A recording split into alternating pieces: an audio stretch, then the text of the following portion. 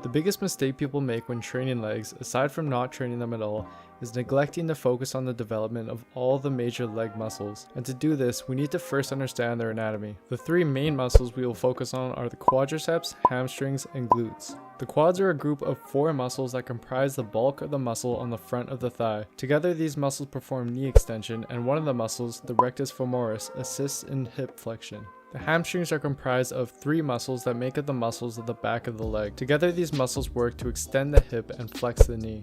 And finally, the glutes are comprised of 3 muscles which all perform a variety of actions but are mainly involved in hip extension.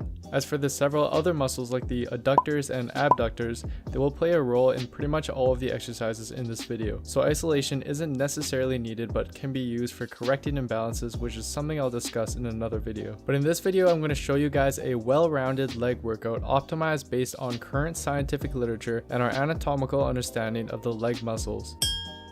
I think there's no surprise that barbell squats are in here. They are an excellent exercise for simultaneously working pretty much all of your lower body musculature. The quads and glutes are the primary focus of this exercise, with the hamstrings and several other muscles acting as dynamic stabilizers throughout the movement. Now, as for squat depth, one study by Morse et al. Found that there was a 2-fold increase in muscle size in subjects that performed full range of motion squats as opposed to partial squats over a period of 8 weeks. And as shown in this study by Bruno et al., full range of motion seems to induce greater muscle damage than partial range of motion, even if more volume is lifted in the partial range of motion. So you definitely want to use a full range of motion if your goal is leg hypertrophy, which means you want to come down to at least parallel when you perform the squat. As for performing them with a barbell versus a Smith machine, one study by Binstead et al. Showed that barbell squats elicited 43% higher average leg muscle activity when compared to Smith machine squats. So stick to full range of motion barbell squats for the best results. There are several reasons why I'm also including front squats in this routine. Not only do they hit all of the major muscle groups of the legs very well, especially the quads, they also emphasize a lot of upper body musculature people tend to be weak in. These muscles are essential for maintaining proper posture during lifts and even just correcting posture outside of the gym. In addition to this, although surprisingly, studies show that overall quadriceps activation is pretty much the same between the front and back squats. Research also shows that front squats may emphasize certain quad muscles that aren't activated as well during the back squat. For example, this table from a study by Tillman et al. Shows that certain quadricep muscles like the vastus lateralis and the rectus femoris are less activated during the back squat and more so in the front squat, indicating that performing front squats as well as back squats may provide more balanced quad development. However, with that being said, if you think including both in one workout is too fatiguing, then you can put them somewhere else in your workout split or replace them with hack squats or leg press, which both show similar results in terms of hitting all the quad muscles.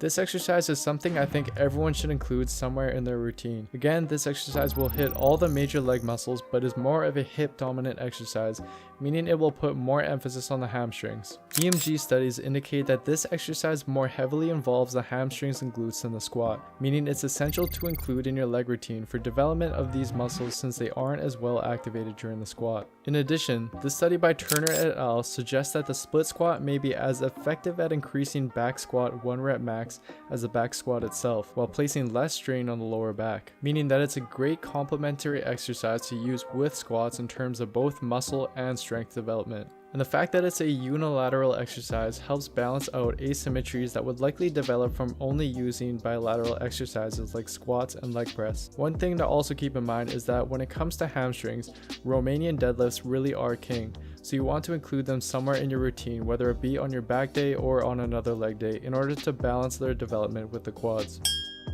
This exercise is essential in order to activate and hit the glutes to a greater extent than they are in the squat. The main muscle worked in this exercise is the glutes, but the hamstrings will also be involved. The reason these are essential for glute development is a topic that has been explored extensively by researcher Brett Contreras. He found that mean activation of the glutes during squats are fairly low, only around 50 to 70% of your maximum voluntary contraction, whereas for hip thrusts, using the same relative load, mean activation is extremely high, around 100% of maximum voluntary contraction, and it better activates the upper fibers of the glutes. Therefore, they should be used complementary with squats for the best glute development.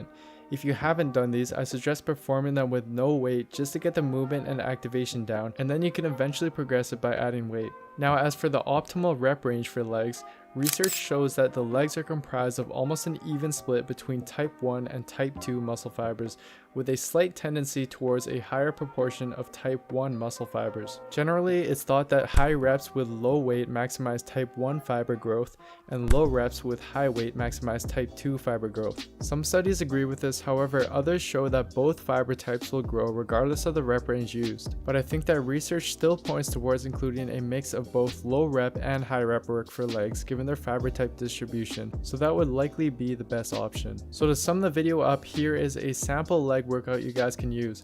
Keep in mind that this is just a recommendation and the optimal number of sets and reps will vary individually. Also, feel free to swap out exercises or split the workout up if you're training legs more than once a week. That's pretty much it, guys. Thank you so much for watching. I hope you enjoyed the video, and I hope you're enjoying my science-based video series.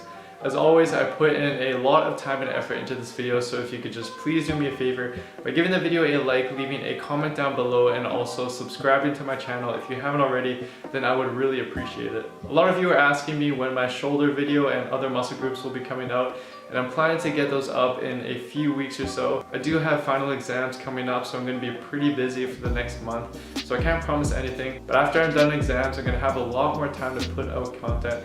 But thank you guys so much for being so patient. And I'm also getting a lot of requests for online training, but at the moment I just don't have enough time to take on more online clients. But in a month or two, I'm gonna have my own website up where I'll be posting programs and I'll have information available for online training for you guys. So stay tuned for that. Anyways, that's it for this video, guys. Thank you again for all your support. I really do appreciate it. I'll see you guys next time.